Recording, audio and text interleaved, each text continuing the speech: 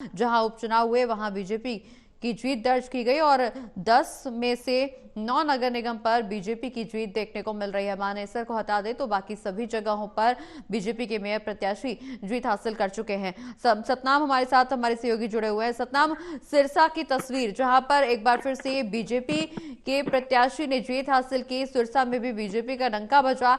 आगे की रणनीति क्या कुछ होगी? मुख्यमंत्री नायब सिंह सैनी को अभी सुन रहे थे, जीत का श्रेय जहां एक तरफ जनता को और प्रधानमंत्री नरेंद्र मोदी को दिया, वहीं आगे की रणनीति भी साझा की। साफ तौर पर ट्रिपल इंजन की सरकार पर भरोसा जताने वालों का धन्यवाद अदा किया और इस बात का भी जिक्र किया कि अब 3 गुना रफ्तार से बीजेपी विकास को गति देगी।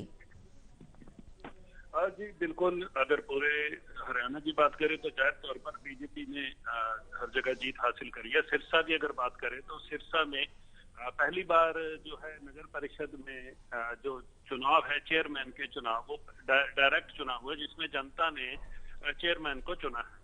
अमूमन इससे पहले जो अध्यक्ष चुने जाते थे वो जो वार्ड के एमसी होते थे वही प्रधान चुनते थे। जिस पार्टी के ज्यादा प्रधान एमसी चुने जाते थे वही प्रधान आगे चुनते थे।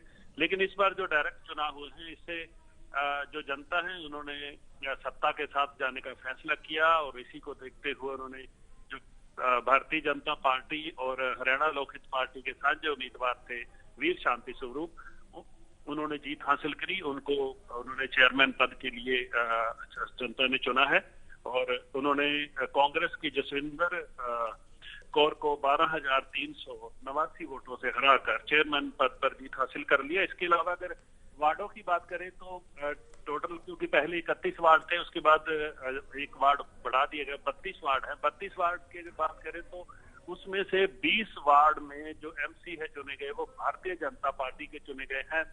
9 जो पार्षद हैं वो कांग्रेस के हैं और 3 अन्य आजाद उम्मीदवार जो हैं वो चुने गए हैं। तो जाहिर तौर पर अगर ओवरऑल बात करें तो सिरसा नगर परिषद पर भारतीय जनता पार्टी का वर्चस्व जो है वो पूरी तरह से हो गया है। और जीत के बाद वीर शांति स्वरूप जो चेयरमैन है उन्होंने कहा कि वे समान रूप से सभी वार्ड में विकास कार्य करवाएंगे, क्योंकि उनकी सरकार जो लगातार विकास के काम करवाती रही है और इसी के तहत ही आगे सभी वार्डों में जो है विकास के काम करवाए जाएंगे। जी बिल्कुल सतनाम, हालांकि आगे की रणनीति क्या कुछ देखने को मिलेगी ये तो एक बड़ा दिलचस्प सवाल है।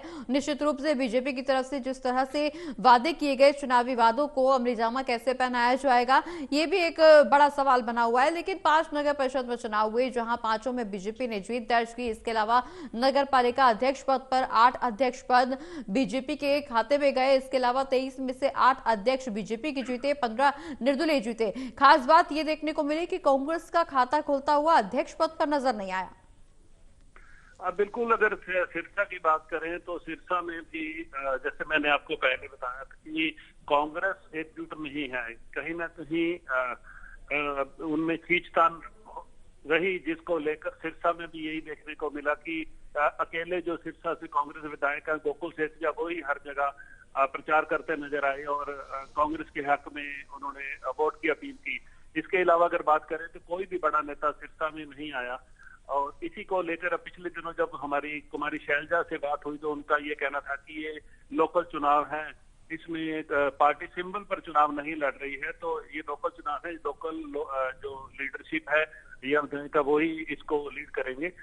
तो यही चीजें कुछ देखने को मिली कि जो लोकल कांग्रेस के नेता थे उनमें भी गुटबाजी नजर आई और कोई भी विधायक गोकुल सेठिया के साथ प्रचार करते हुए नजर नहीं आया। इसी का खामियाजा की अगर बात करें तो सिरसा में कांग्रेस को भुगतना पड़ा और आज कांग्रेस हालांकि 9 पार्षद उनसे जीत गया, लेकिन ओवरऑल अगर बात करें तो वर्चस्व जो है भारतीय जनता पार्टी का ही रहा है। और अब भारतीय जनता पार्टी जो है सिरसा नगर परिषद पर उनका राज है और आगे वो विकास कार्य करवाने की बात कर रही है। और कांग्रेस की अगर बात करें तो कांग्रेस में आपसी जो खींचतान और छूट जो है वो सामने आई है, जिसका नतीजा कांग्रेस ने हार के रूप में देखने को मिला है।